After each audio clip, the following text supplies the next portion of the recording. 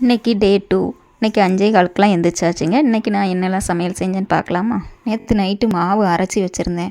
கீழே பொங்கிடக்கூடாதுன்றக்காக அடியில் ஒரு தட்டு வச்சு தான் வச்சுருந்தேன். இருந்தாலும் எந்திரிச்சு வந்த உடனே பொங்கியிருக்கா அப்படின்னு தான் பார்த்தேன். நல்ல வேளை பொங்கி கீழே வடியலை. அப்படியே வெளியில் போய் தொளிச்சு தூத்து கோலம்லாம் போட்டுட்டு வந்த உடனே துணியை வாஷிங் மிஷினில் ஊற வச்சுட்டேன். நான் ஊற வைக்கும்போது மணி 6. என் வீட்டுக்காரர் 7 மணிக்கு எந்திரிச்சு வாஷிங் மிஷினில் போட்ட துணியை அலசுறது, துவைக்கிறது, ஸ்பின்னரில் போட்டு கொடுக்குறது எல்லாமே அவர் பண்ணிடுவார். காய போடுறது மட்டும்தான் என்னோடய வேலை. இந்த மாதிரி உங்கள் வீட்டில் என்னெல்லாம் ஹெல்ப் பண்ணுவாங்க அப்படின்றத மறக்காமல் கமெண்டில் சொல்லுங்கள். 6:05க்கு கிச்சனுக்குள்ளே வந்தேங்க. வந்த உடனே அடுப்பில் இட்லிக்கு ஊற்றி வச்சுட்டு இன்னொரு அடுப்பில் சாம்பார் ரெடி பண்ணிட்டேங்க. இந்த பிள்ளைங்களுக்கு ஸ்கூல் இருக்கும் போதெல்லாம் நம்ம சமையலுக்கு சின்ன வெங்காயம் பெருசு பெருசாக இருக்கிறத பார்த்தே உரித்து சமையலுக்கு சீக்கிரமாக உரித்து முடிச்சிடலாம் அப்படின்னே உரித்து குழம்பு வச்சுருதுங்க.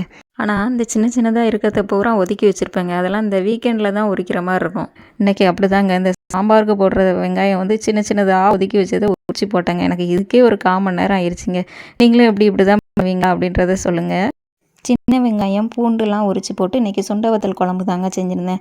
ஸ்கூல் டேஸ்லாம் பிள்ளைங்களுக்கு செஞ்சு கொடுத்து அதெல்லாம் சாப்பிட்றதில்ல பிள்ளைங்க விருப்பமா. அன்றைக்கி லீவுன்றதுனால சரி இன்றைக்கி வீட்டில் இருக்கையில் வத்த குழம்பு வச்சிடலாம் அப்படின்னு தாங்க வத்த குழம்பு ரெடி பண்ணேன். நான் வத்த குழம்புல என்ன பண்ணுவேன்னா சுண்டவத்தில் பொரிச்சிட்டு பாதியை முழுசாக போட்டுருவேன். மிச்ச பாதியை ஒன்றுக்கும் பாதியமாக இடித்து குழம்புல சேர்த்துருவேங்க. அப்போ தான் அந்த பிள்ளைங்க பிறக்கி வைக்க மாட்டாங்க. எல்லாத்தையும் முழுசாக போட்டோன்னா அப்படியே பிறக்கி எடுத்து தூரம் போட்டு போயிடுறாங்க. சவுக்காய் கூட்டு தான் ரெடி பண்ணியிருந்தேன். இன்றைக்கி பிள்ளைங்களுக்கு லீவுன்றதுனால அவங்க அப்பாவுக்கு மட்டும் டிஃபன் பாக்ஸுக்கு பேக் பண்ணி கொடுத்துட்டேன். நான் பேசுகிறதெல்லாம் உங்களுக்கு பிடிச்சிருந்ததுன்னா என் வீடியோவுக்கு லைக் பண்ணி சப்ஸ்கிரைப் பண்ணிவிட்டு கொஞ்சம் சப்போர்ட் பண்ணுங்கள். இன்னொரு வீடியோவில் பார்க்கலாங்க. தேங்க்ஸ் ஃபார் வாட்சிங்.